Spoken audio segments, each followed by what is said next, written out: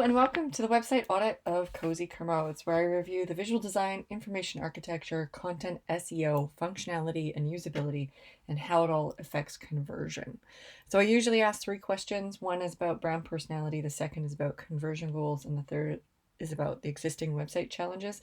In this case, I don't really have the information about brand personality. We can kind of gauge a little bit about that just from going through the design. But what I will say, one of the existing website challenges is that this looks and feels pretty generic. And I think that really, I would say that's kind of goes back to that brand personality thing of not having the brand personality really defined, ends up meaning that you just sort of use this template and you don't customize it to your brand. So that piece is definitely missing on this site. Conversion goal in this one is to sell online, which means getting people from the browsing stage through the checkout and actually checking out and ordering from you online. Again, website challenge with this is low sales. I will point out that with apparel, this is an uphill battle just simply because generally when we buy clothes, we want to try stuff on and make sure it fits. And is this right? Is it flattering on me? Does this work for my lifestyle? And all of those things. So those types of things can be mitigated with more of a business approach, with things like free shipping and a good return policy. Just taking those stressors off of a potential buyer's mind is really sort of how you mitigate those objections to going through with ordering online. So, first of all, your homepage is the most important page to quickly and clearly tell people what you offer and how it serves them. And it really should establish your brand and be a teaser menu into the various areas of the website. So we're going to start here with the visual design with the homepage. So that's a quick scroll through. So just first of all, starting with, again, going back to the basics with the branding. The only thing that gives us a hint of the brand is we have this logo up here, which because of the way the logo is, this logo design is probably great when it's large or larger, like on a business card or on their signage. However, on the website, you can barely read the text. You don't even really know where you are because the text is so small that you're not really seeing that. In fact, the text of reading the URL in the navigation bar of the browser is larger than it is in the logo. So that's number one, I think, is you need to be establishing the brand from the get-go. And a main way to do that is actually making sure that your logo is legible at small sizes, for instance, on a website. Pursuant to that is also, as you scroll, you want to make sure that this navigation bar is not taking up too much screen real estate. So as you scroll, you might have a secondary version of the logo that works. It sort of shrinks and it works on things like mobile, smaller screens. And then also just as that navigation bar is shrinking a little bit, it stays sticky at the top of the screen, but it shrinks a little bit and takes up a bit less screen real estate as you scroll through, putting more the emphasis on your content. So number one, that's touching on the logo. Number two, the colors of the logo. We've got some nice colors. They're very trendy colors. They're very on point for the current climate we're in right now. However, they're not really pulled through the website. I would actually, these call to, you've got the shop now and all of these.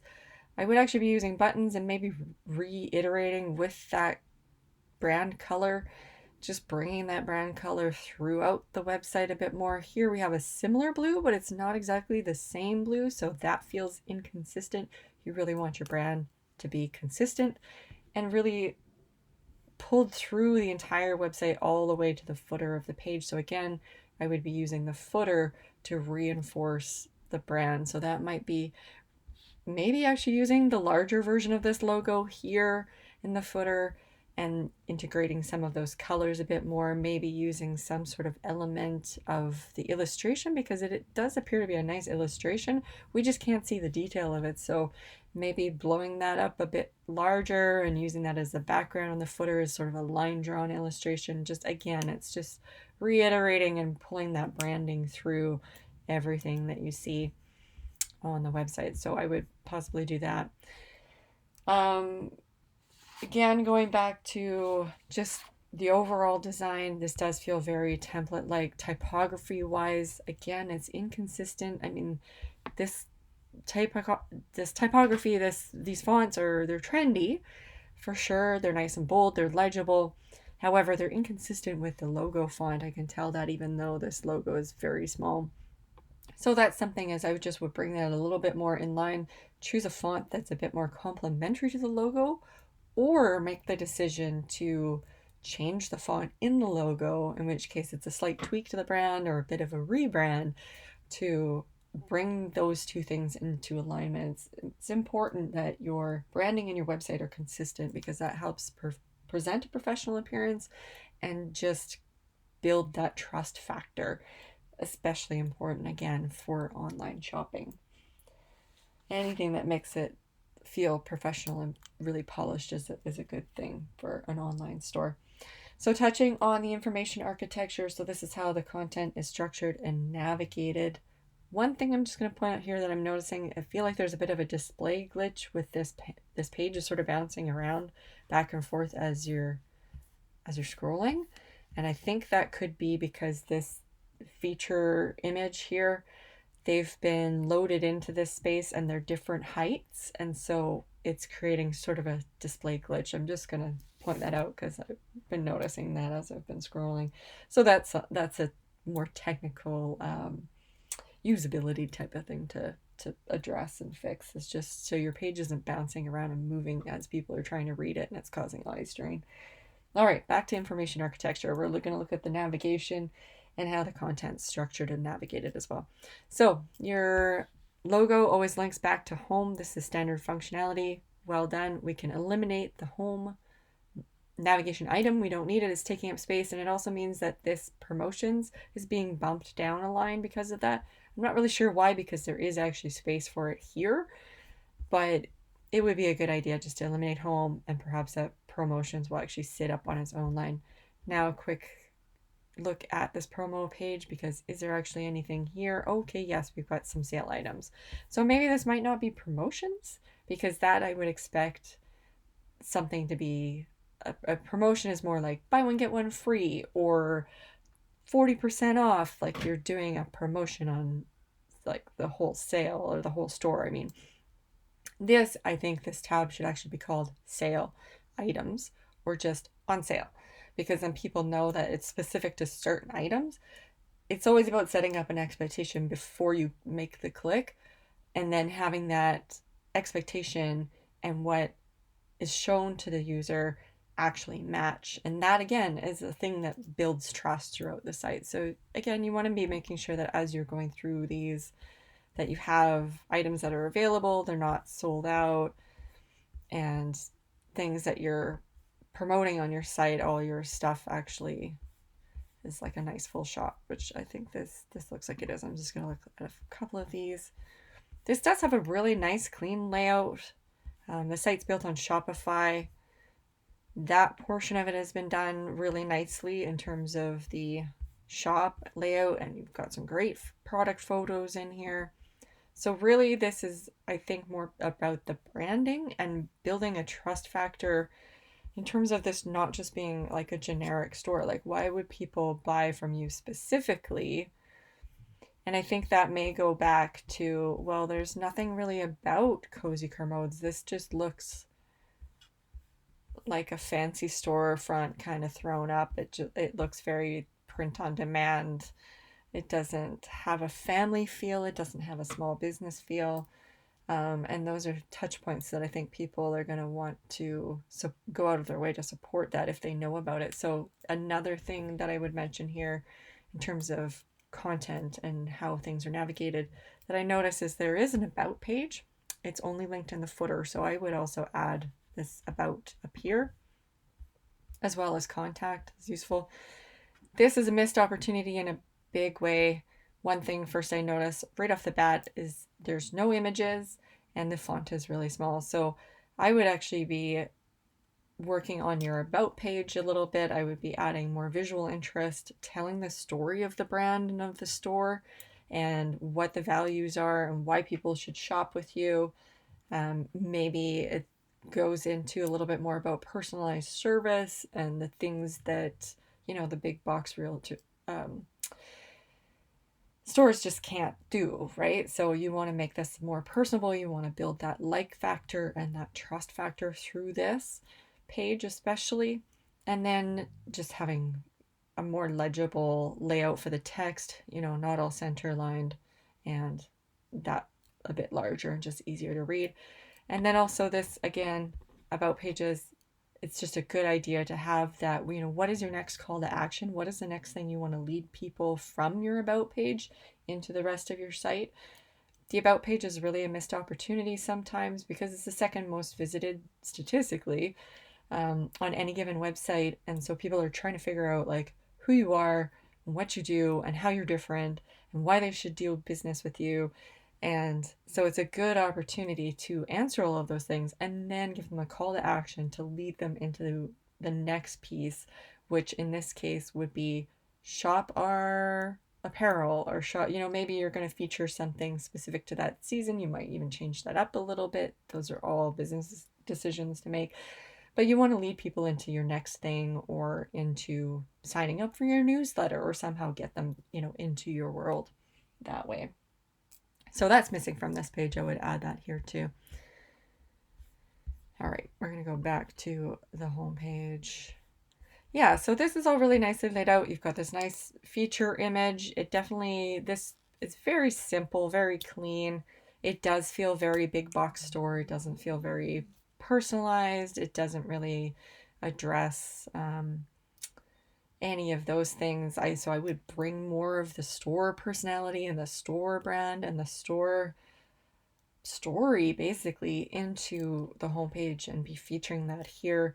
The other big thing that is very much missing here is where are you and what is your brand promise? And this goes back to, I had some notes about this, which really everything that I gather from this site, the brand promise really feels like you're providing, and I would use this wordage actually, is you're providing stylish and quality comfort for the whole family at affordable prices. So this is what I gather from everything that I see on the site, but you're not actually saying this in your introduction when people first land on the website. So I would actually say that. Sometimes you've got to be obvious and say these things, and then you lead people through explaining it or filling it out visually and with your offers and stuff. So that's maybe where I would change this. Also, what's missing on here is where in the world are you? Vancouver. I would definitely be putting that out there too, because people are going to be looking for apparel, maybe independent apparel shops in Vancouver, and that's something that's not even mentioned on here. And it's not even, we'll get into the SEO, but that's not in the title tags either. So that's a missing component there. Now we're going to just peruse through. Okay, so here we've got free shipping and returns. All right, so you do have some stuff to mitigate people wanting to buy online and their hesitation about doing so for clothing specifically. I might elaborate on this with just like a little sentence here. Also, I feel like the spacing is a bit inconsistent between these three things. Visually, just something feels a little off with these. Okay, see how we're bouncing around because the stuff above is different sizes. So I'd fix that so this doesn't feel so clunky. Anyways, I would elaborate just with a simple sentence of, you say free shipping and returns. What does that mean? Well, you want to make sure that you're comforting the customer basically and how you're going to handle that. If they do have a return, so a little bit of language around that would take a little bit to write that, but definitely just a little bit extra. Saying free shipping and returns with a little asterisk, now you're like, okay, what's the catch, right? So you want to just make sure that you're calming any sort of fears that the client is going to have around that. Quality products, you could elaborate on that. Where are they made? How are they made? Something like that. How long they last, long lasting or whatever. You just add a little bit of language about that. Excellent customer service, same thing. Do you have 24/7 phone support? Probably not, but if you do, that's where you want to elaborate those things. Or how can people get a hold of you? Like, we offer support by phone and email during these business hours or something where, just a little bit more about these three things is a good way to, again, build that trust factor. So we've got some great, like, nice big features here. Okay, so here we're actually using some buttons. Where is the yellow coming from? Because that's not used anywhere else in the site. Is that a brand color? I don't know. So this is, again, just one of those, you want to be including those brand colors throughout. I also might be increasing the size of the text because it does get a little lost. This feels very image heavy, which is nice, but definitely, here we have really low contrast of that white over the light gray until you mouse over. And it does feel like things very sort of keep bouncing around, which, again, that's a bit of a usability thing. Feels a little awkward. These are good. Okay, so we've got some nice, again, like really great product images. This all works really well. I would make these buttons, again, bring in the brand colors through the website a bit more. You might also want to consider, sectioning this up. Maybe we don't do so many images. Maybe you pull this back and you do some of these things that are not the things that you put on your body, maybe like the accessories, mugs, bags, aprons, tea towels, maybe those things. We do some nice icons that match the same style of illustration as the polar bears and the logo. So again, you'd be creating more brand assets, but you'd be bringing those things into alignment. They'd all be consistent, and it would just give it more of a feel of something that's more unique and differentiated from the competition. It's not so template looking, not so generic looking.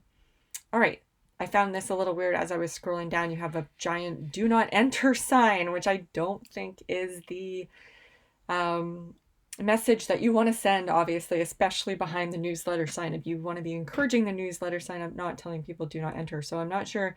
I think maybe that's just a missing background image that should have been there that's not there. So that's a quick thing. I would be addressing that right away, because you don't want to be throwing that at people. Newsletter sign up. This is great that you have it near the end of the page. It's definitely a secondary call to action. Obviously your first call to action, your first conversion goal is surrounded around getting people to add things to their cart and then get to checkout. But maybe a secondary goal, if they're not going to buy from you right then and there, they got to get to know, like, and trust you. They're going to sign up for your newsletter. Now, generally you want to give people an incentive to sign up for the newsletter, unless they have somehow just fallen in love with the content that your website provides. Now, because your website's not just necessarily based around content, it's based around products. So I would go the incentive route here to build your newsletter list and then do email marketing. That's a whole separate thing from the website, but it's integrated. And so maybe that incentive is 10% off your first order, or some sort of lead magnet or freebie type of thing like that incentivizes people to give you their email address, and then you can be marketing to them and warm up those leads over time.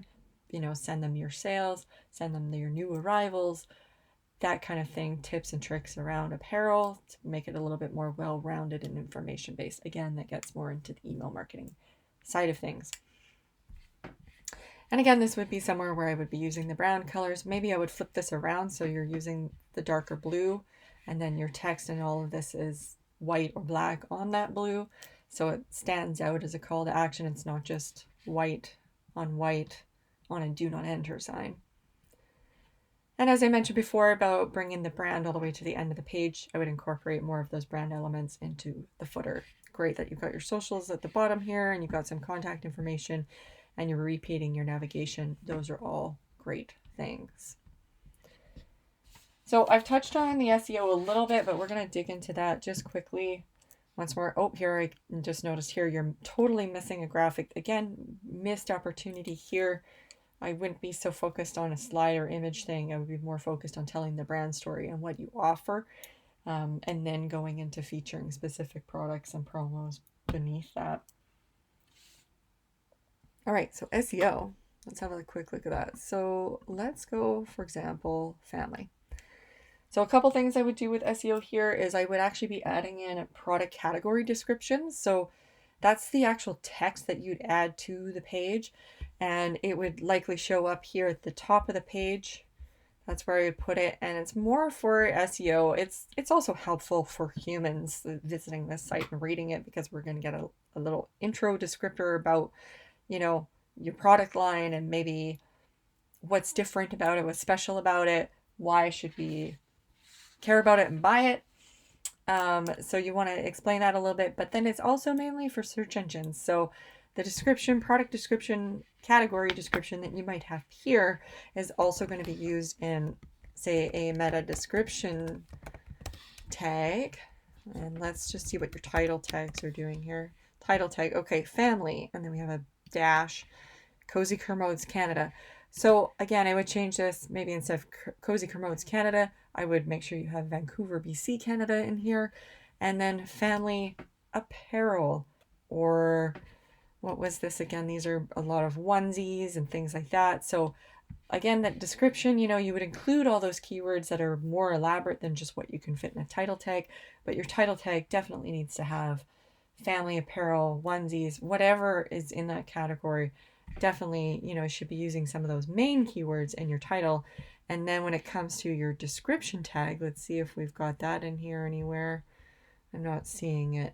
Okay, but if you're going to use the description tags, and you probably can do this with Shopify, actually I know you can because I've set these up for other sites, I would be using the same product description that you show visually in text. I would be using the same text there, because then it correlates with what's in the code sort of behind the scenes.